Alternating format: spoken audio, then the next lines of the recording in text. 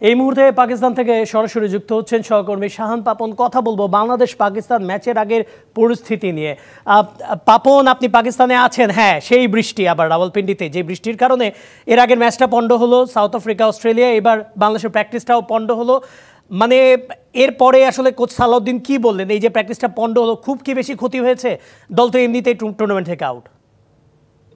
ধন্যবাদ কনক। তার আগে বলতে চাই যে এখানকার কি পরিস্থিতি সেটা জানতে চেয়েছিলাম। 15 ডিগ্রি সেলসিয়াস তাপমাত্রা এবং একেবারে মনে হচ্ছে যে কাশ্মীর থেকে সেই আসলে তুষার বিধৌত বাতাস উড়ে আসছে এবং সেটা একেবারে হাড় হিম করা ঠান্ডার মতো অবস্থা এবং সেই পরিস্থিতিটাই এই মুহূর্তে বিরাজ করছে। এবং তার আগে আবহাওয়ার পূর্বাভাসটা বলে দিই। আগামীকালকে ম্যাচ আছে বাংলাদেশের এবং পাকিস্তান ভার্সেস বাংলাদেশ, এই ম্যাচ নিয়ে যথেষ্ট আগ্রহ আছে দর্শকদের।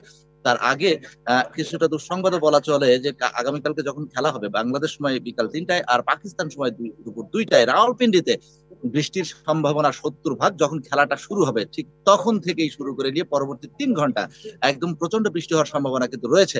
তারপরেও আসলে আশায় বুক পাচ্ছেন অনেকেই ক্রিকেট ভক্তরা যে ম্যাচটা হোক এবং শেষ পর্যন্ত আসলে রেজাল্ট হোক ম্যাচের, সেরকমই কিন্তু একটা প্রত্যাশা আজকে।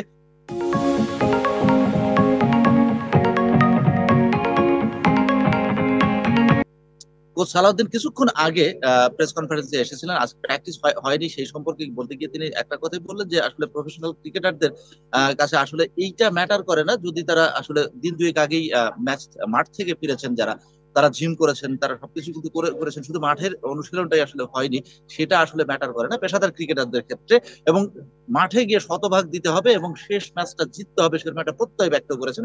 সে ধরনের পরিকল্পনাই আসলে তারা নিয়েছেন। এ ধরনের কথাই কিন্তু শুনতে গেলেন মোহাম্মদ সালাউদ্দিন। এর বাইরে যে বিষয়গুলো ছিল আর কি, যে নাজমুল হোসেন শান্ত যেমন চ্যাম্পিয়ন্স ট্রফিতে আসার আগে মিরপুর স্টেডিয়ামে কনফারেন্স রুমে যেটা বলেছিলেন যে চ্যাম্পিয়ন হওয়ার জন্য চ্যাম্পিয়ন্স ট্রফিতে তারা যাচ্ছেন, তবে সেই স্বপ্নটা বোধ হয় আসলে নাজমুল হোসেন শান্ত ওই মিরপুর প্রেস কনফারেন্সে ডেকে এসেছেন, সেটা সাথে করে নিয়ে আসতে পারেনি দুবাই কিংবা পাকিস্তানে, যার জন্যই বোধ হয় দলের এই অবস্থা।